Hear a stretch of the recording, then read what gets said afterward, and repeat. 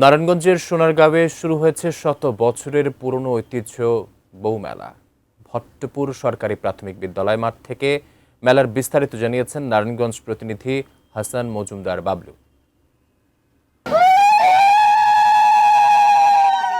প্রতি বছর এইখানে বৌরা আসেন হিন্দু সম্প্রদায়ের মাটি ফেলে তার সাথে অর্থ দান করে। আগে ছিল এই মেলাটির নাম ছিল কালী গাছতলা, কালী মায়ের নামে এখানে পূজা হয় প্রতি বছর।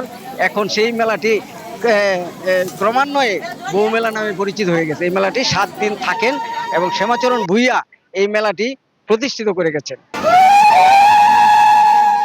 বউমেলা কিন্তু নারায়ণগঞ্জের সোনারগাঁয়ের যে ভট্টপুর সরকারি প্রাথমিক বিদ্যালয় রয়েছে সেই বিদ্যালয়ের মাঠে প্রতি বছরই হয়ে থাকে। এবারও কিন্তু 7 দিন ব্যাপী বউমেলার আয়োজন করা হয়েছে। এখানকার যারা হিন্দু সম্প্রদায় রয়েছে তারা পঞ্জিকা অনুযায়ী এটা পহেলা বৈশাখের কথা থাকলেও কিন্তু আজকে এই মেলার শুরুটা হয়েছে। এখানকার যে বটবৃক্ষ রয়েছে সেই বটবৃক্ষের গাছের গোড়ায় তারা মাটি দিয়ে এবং পুজোর ফুল ফলাদি দিয়ে কিন্তু তারা এই পুজোটা শুরু করেন এবং আজও কিন্তু শুরু হয়েছে এবং এটি কিন্তু 7 দিন ব্যাপী চলবে এবং এই পুজোকে ঘিরে কিন্তু প্রচুর মানুষজনের সমাগম ঘটে এবং তারা আসলে মানত করেন এবং তাদের যে স্বামী সন্তানের নামে প্রার্থনা করেন এবং এই কাজটি তারা এখানে করেন বলে আমাদেরকে জানিয়েছেন।